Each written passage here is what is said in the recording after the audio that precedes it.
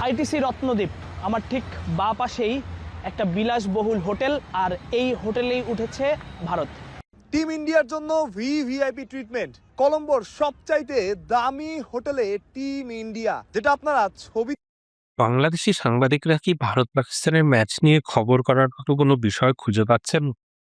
ভারতের এত ভালো ভালো ব্যাটসম্যান আছে, পাকিস্তানের মিস্ট্রি বোলার উসমান তারিক আছে, এসব বাদ দিয়ে তাদের খবরের বেশিরভাগ অংশ জুড়েই আইটিসি রক্ষদ্বীপ।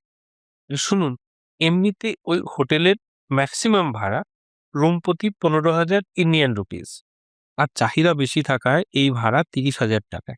এতে ঠিক এক্স্যাক্টলি বাংলাদেশি সাংবাদিক সমস্যাটা কোথায়? বিসিসিআই টাকা আছে, তারা যেভাবে খুশি খরচ করবে, এতে অন্যের আপত্তি কি আছে? অথচ কিছু খবর শুনলে মনে হয় ভারত যেন চার্টার ফ্লাইটে এসে বা দামি হোটেলে থেকে বিশাল বড় কোনো অন্যায় করে ফেলেছে।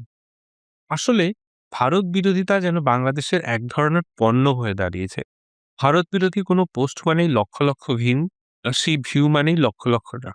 এই ফাঁদেই আজকের ভারত বাংলাদেশ সম্পর্ক বারবার জড়িয়ে পড়ছে। এই দেখুন না, এই যে সম্প্রতি খুব ভোট গেল, এই ভোটে এনসিপি মাত্র 5% ভোট পেয়েছে।